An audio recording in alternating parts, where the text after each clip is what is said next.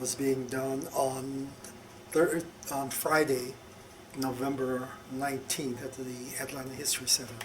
Mr. Guy, will you continue, please? Okay, thank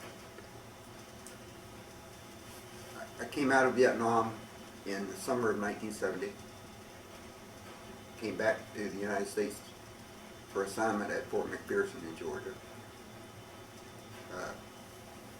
That was really nice for us because we got to go back into the house that we owned, that we had bought previously, and had a great time here for 2 years. And then for me it was back to Korea. We went back to Korea for a short assignment with the 7th Infantry Division over in Korea. Uneventful. It was just marking time, as they're still doing over there now. And then I got reassigned into Japan, where my family joined me. And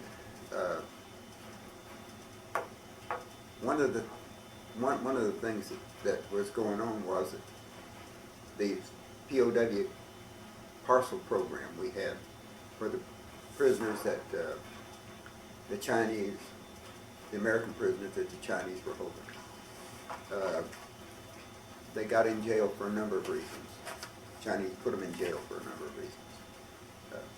First of all, they took most of the religious leaders, the Catholic and some of the other Protestant people had schools that they were conducting in China. You had a lot of businessmen that regularly did business with China. And when Mao took over, he saw them as a threat, so he imprisoned them. And then later on, there were other people that wound up there, some tourists, I guess, were brought in. Over the course of time, there was as many as 60 at one time over there. But anyway, the people that were in there were not provided with normal communications facilities. They couldn't write letters, for instance. Relatives couldn't send them anything. And when the International Red Cross got concerned with this, then they started thinking about it a little more. And in the 1950s,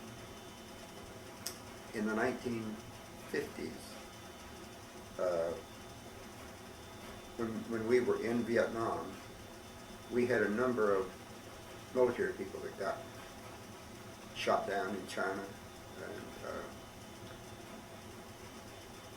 they were in prison there. So we started trying to negotiate, but the war in Korea was still going on, so China was not feeling too kindly toward the United States. And so it wasn't until after that, when the Chinese began to feel the need for getting out into the world, in the world of commerce and this sort of thing, that they began to loosen up a little bit. And we had Henry Kissinger made a visit to China. We had the Chinese that invited ping pong players over. And then President Nixon made a visit. And during that period, things began to ease up. The war in Vietnam was closing down. And we had, at that time, along about this time, we had a number of them in there, but the Chinese were gradually releasing them for any number of reasons. For instance, Bishop Walsh got sick, and so they let him come. Bishop Walsh was one of the more famous prisoners that China had for a number of years. They said they released him because he was ill. He fooled them. When they let him go, he came back and served for many years at a church up here in the Middle East, middle part of the country. But anyway. Where were these prisoners held? Beijing. In Beijing? Yeah. Okay. Well, at least that's where the military people were. I know them better because when I got there, the only people left in the Chinese jails were military. But you were in Vietnam, you were not in China. No, I went out of Vietnam back to the States, and then went back to Japan. Okay.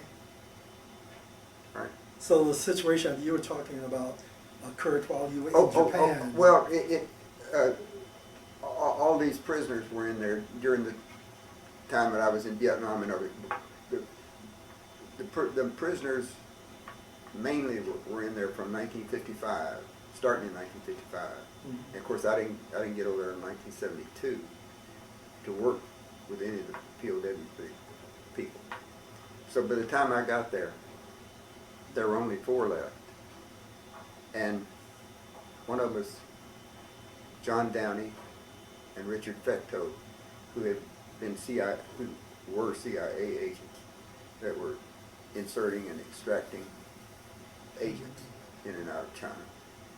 They got shot down, and everybody else on the airplane was killed, but they got out.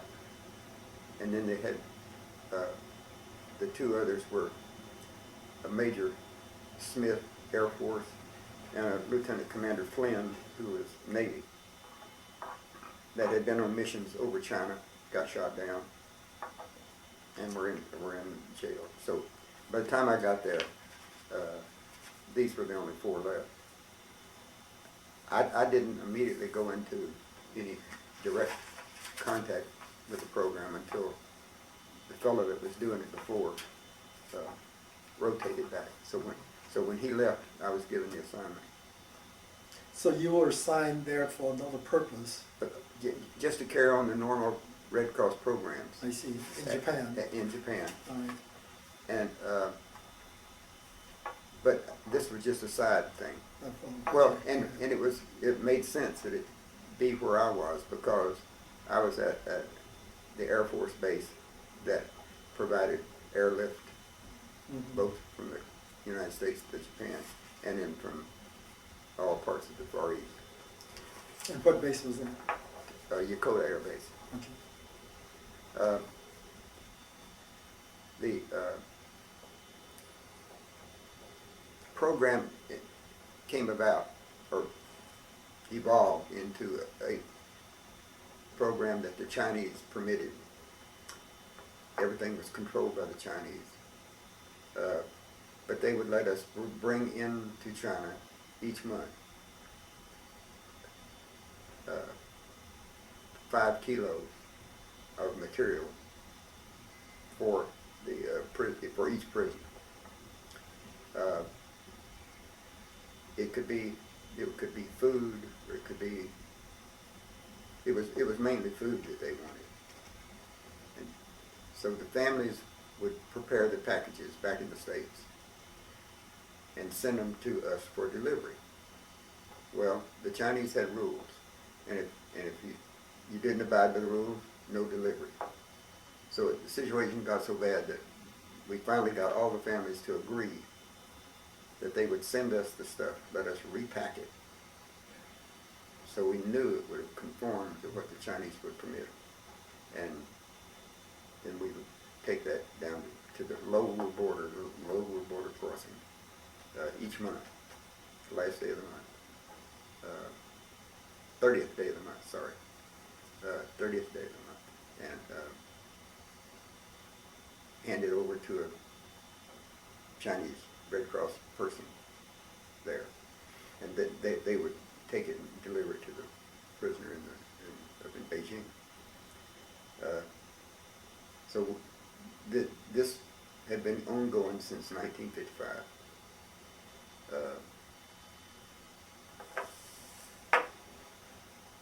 We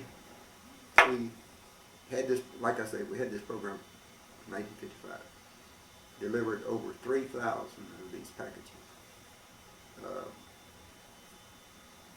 Never missed one of them. there was one time when the guy going out of Yokota could not get to Hong Kong in time because of weather. They got weathered in at Taipei, and so we called the British Red Cross in Hong Kong. Luckily, somebody had sense enough years before to say, hey, this might happen.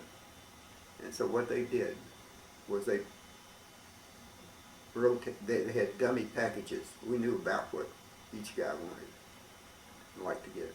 So we would have packages stored in Hong Kong in case this ever happened, that the British Red Cross could take them to the bridge and hand them over at the appointed time. That happened once in the 18 years that we had the operation. Thought that was a pretty good record. But then, as the war continued to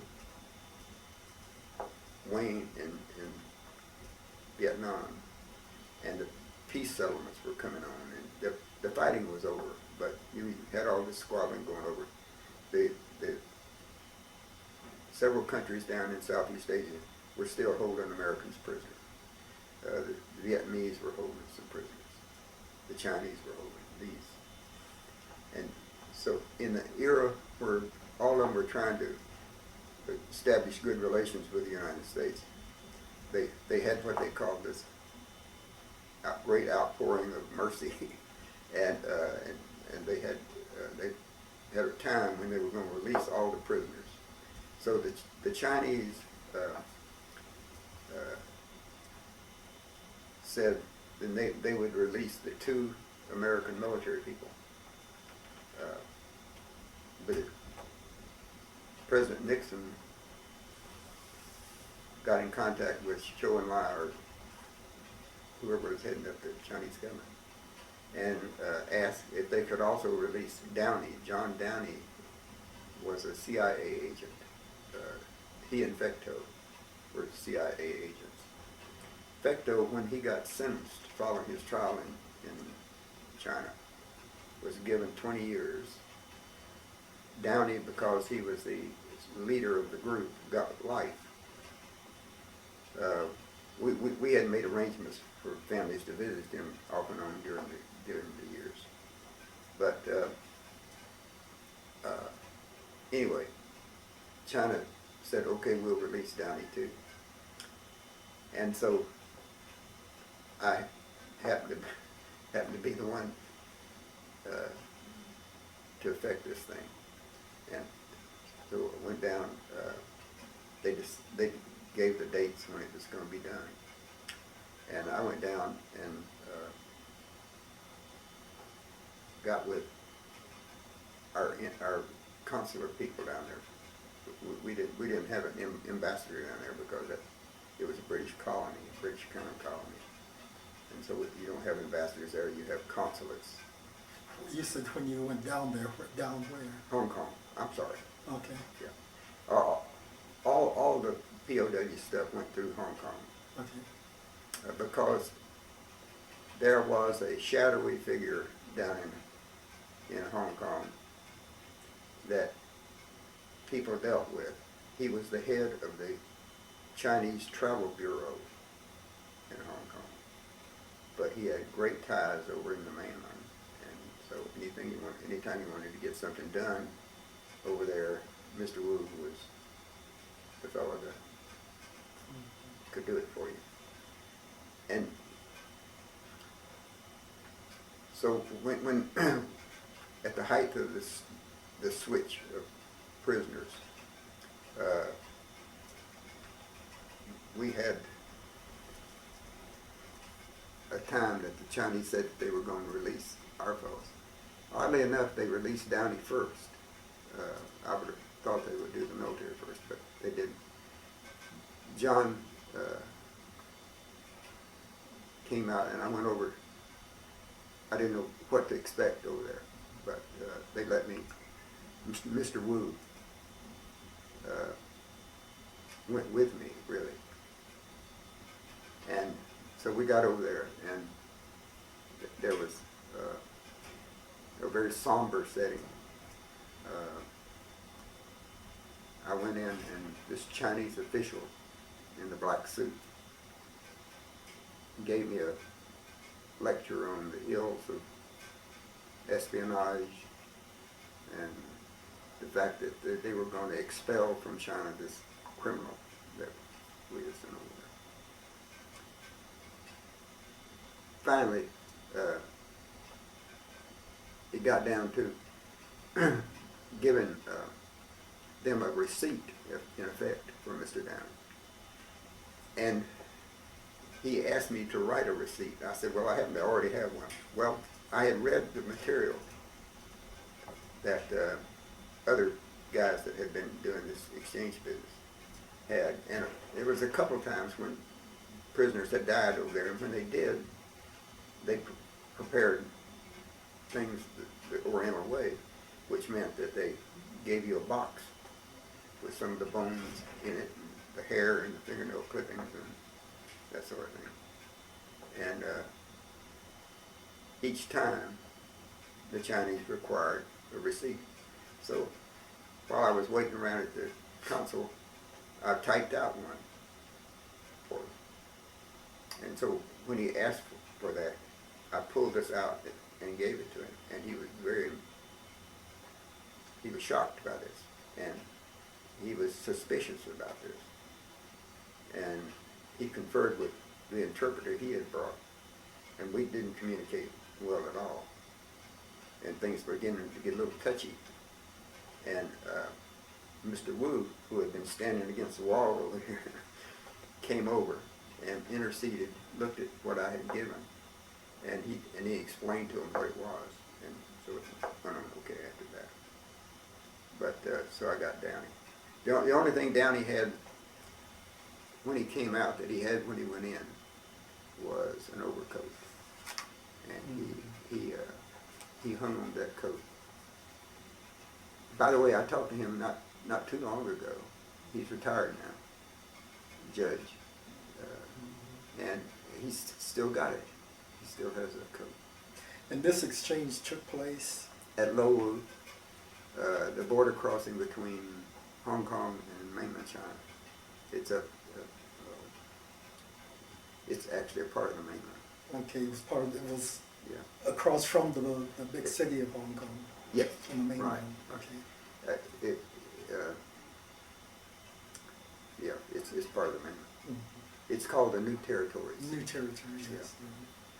Yeah. So you were there alone, just you and Mr. Yeah. Wu? Just me and Mr. Wu. Okay. Well, actually, that's not true. There was a consular, Okay. there was a foreign service person with me. There was a military liaison officer. And an interpreter. No, we didn't have an interpreter, oddly Okay. enough. And there was Colonel Bork was there.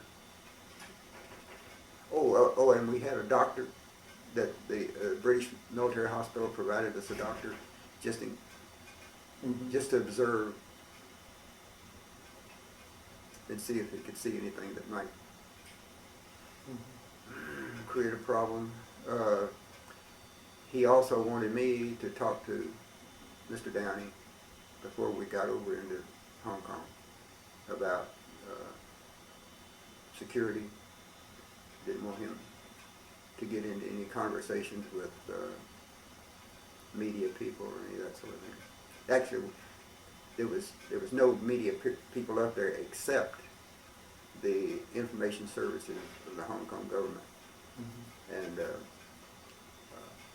those are the only ones that could take pictures. That's the reason that all the pictures that you'll see in this material that I gave you on the thing is they were all on Her Majesty's service, information services of Hong Kong.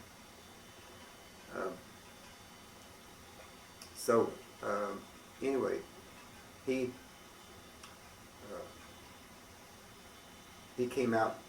They got him on an airplane down to Kai Tak in Hong Kong, and he went straight back to the United States. His mother, by the way, was ill up in Connecticut, and So he went straight on up there. And what did you do after that? Well, 2 days later, I stayed in Hong Kong. Mm-hmm. And 2 days later, they released Smith, Major Smith, and Lieutenant Commander Flynn. And whole different ball game with that release. Everybody was happy. The guards that came down with them, they had known each other for years and years, and had played games together. I guess up in jail up there. Oh, the Chinese guards? Yeah. Yes. Okay. And when Downey came out with just his coat. Smith and Flynn came out with each had 3 big duffel bags full of gifts and stuff that they had bought in China, because the Chinese took them on a big buying spree before they brought them down to turn them loose. And the only thing was that Flynn, he wanted something different. He was still a gung-ho Navy pilot, even though he'd been in jail for a long time. So he saw, I smoked cigars back in those days, and I had and you could get Cuban cigars in Hong Kong. So I had one, and so he was puffing a cigar when he came across the border. But that wrapped up the parcel program. Like I say, 18 years, and nary a missed delivery. Pretty good. About 10 months later, I up in Japan, we took the local English language newspaper, the Mainichi Shimbun, and I saw a little article down at the bottom of the page about this American that had been picked up in the Paracel Islands when the Chinese and the South Vietnamese were haggling over who owned the Paracel Islands. They became important because oil was discovered there. And so the Chinese just decided to take them over again, and they did. And they had some, the South Vietnamese had some army contingents there. And when they took these people back to China, they took wounded and as well as able-bodied prisoners. When they sorted through them, lo and behold, there was an American, Gerald Emo Koch, and he was an enigma. Nobody knew what his function was. There was a lot of talk later on, and if you go to Google, you can find him, and you can hear there's several stories told. But the Chinese were kind of embarrassed, I think, by the fact that they had this American, and so they got a message off, and you'll find it, a copy of the thing in the stuff. The message came from the Chinese Red Cross to the American Red Cross in Washington, and so what they were doing was asking for someone to come down and pick up Mr. Koch. And so I guess the headquarters did some checking around, and I was there, and so you'll see a message that went back to the Chinese that says that I would be down to pick him up. And it was funny because at the same time there was a big contingent of wounded South Vietnamese people there, and they had notified the International Red Cross about them. The Chinese had notified the International Red Cross, and so the International Red Cross sent them to help do the repatriation of these guys. But so that was the big whoop-de-doo. We took Koch over and ran him through the little procedures and stuff to get him out within just an hour or so. They had a big gala for the other folks, cameras and videos and all that stuff. but that was the last.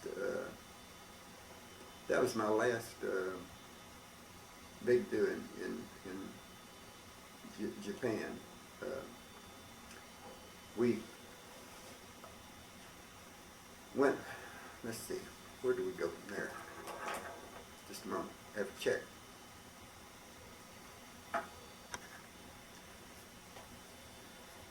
As we wound down during things in Japan, the family and I came back to Atlanta. I was reassigned at Fort Benning for a while, and then I got another assignment back to Korea. I'm old Korean hand by this time, and I spent a tour there with the 7th Division this time, the 7th Infantry Division, as differentiated from the 7th Regiment I was with when I was with the 3rd Division. But I spent a year there and came back, not to Fort McPherson, but they needed somebody down at Parris Island in South Carolina. And I went down there and spent another year at Parris Island, which was the first Marine Corps base I'd ever been assigned to. And good tour, but I couldn't see separating the family, and the family did not come down there when I was there. My daughter was in high school and didn't want to break her away from her schooling and her friends. So they said, well,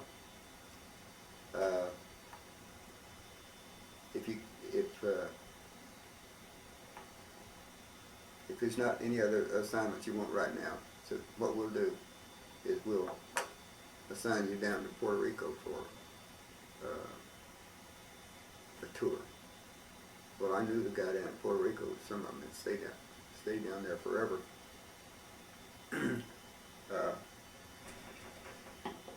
So anyway, I said I'd take it. My daughter, in the meantime, had graduated from high school, got married, and so my wife was there by herself. And the tour down to Puerto Rico was just ideal for us, we thought. Great place to spend the rest of the time before you retire. And it was a good thing, good quarters,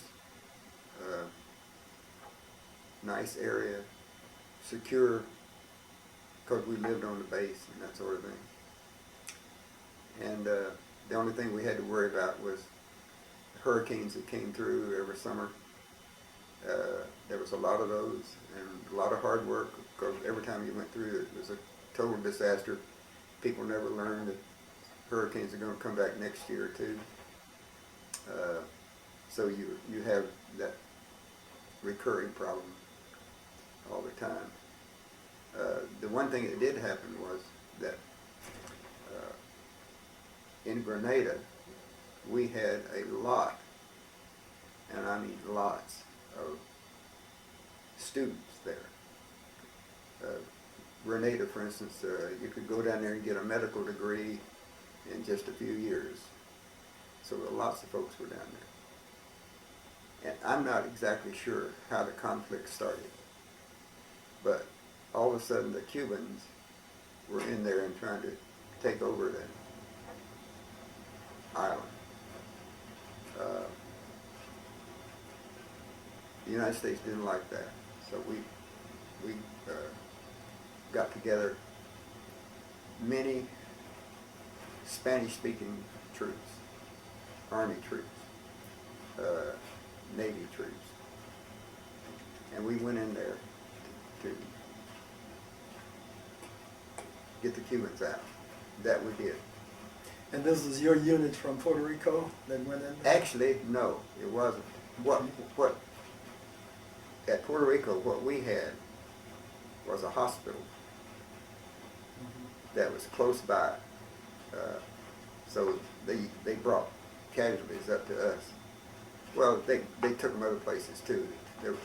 We had some good facilities at the VA hospital in San Juan, and it wasn't that too far to bring them back to Bethesda in emergency type situation. But the routine casualties, most of them were sent to us, and so that's the way I got involved there. I made one quick trip down to Grenada just to make sure I could talk to a couple of people on the ground down there where the Army troops were, that they had proper services for Red Cross. And I found out that they were doing it all by telephone. Mm-hmm. They didn't need anybody down there. So I went back to Puerto Rico, and that's when we discovered that we had 2 Cubans in all of this. Now, all these people that we sent down there spoke Spanish. A lot of them didn't speak English because some of them were Mexicans and other countries that spoke Spanish. And a lot of them were not familiar with Spanish. So the fact that these 2 guys didn't speak English very well was not something to get excited about. Except when we started looking at dog tags and that sort of stuff, we found out they didn't have any and that they were, in fact, Cuban. But one of them was hurt very badly. And we gave him great service at our hospital. Surgeon had the best surgeons around to work on with the back problem. The other one was just a regular soldier. I think he had a flesh wound of some kind.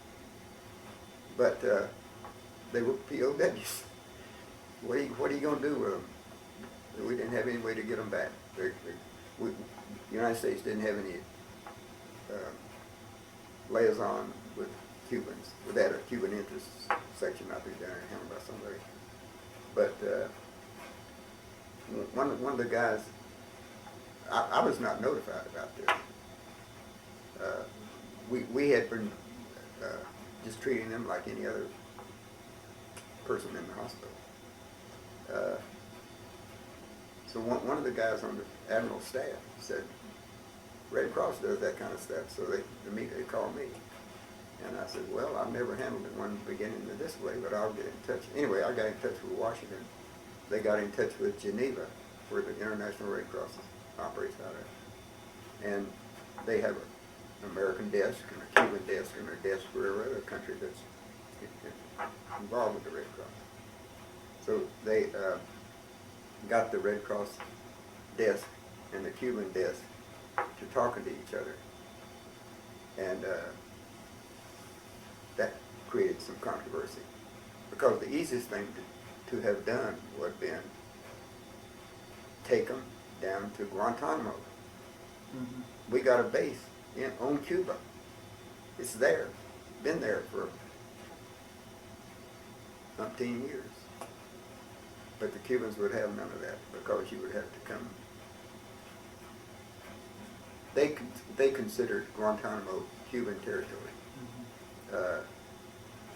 And so they would not have it that way. So how was it resolved? Finally, they sent an International Red Cross representative down to where I was.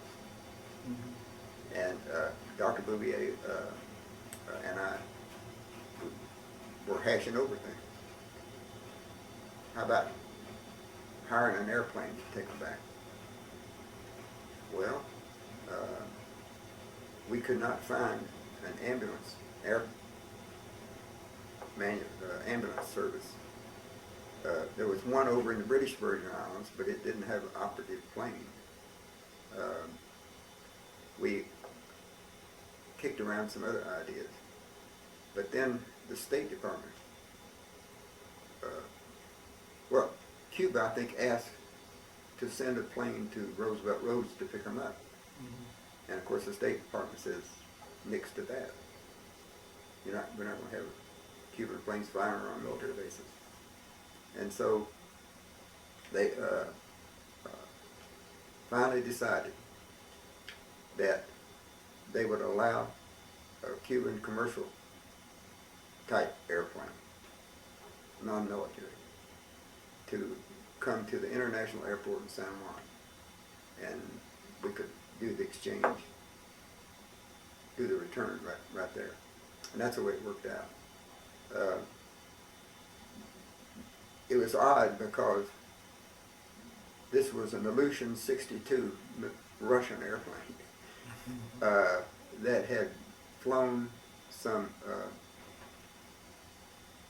bodies from the Grenada operation, from Grenada over to Barbados, and then Barbados to San Juan. And they were making another run, and on their way back from Barbados, they stopped in at Roosevelt Roads, and we did the exchange there.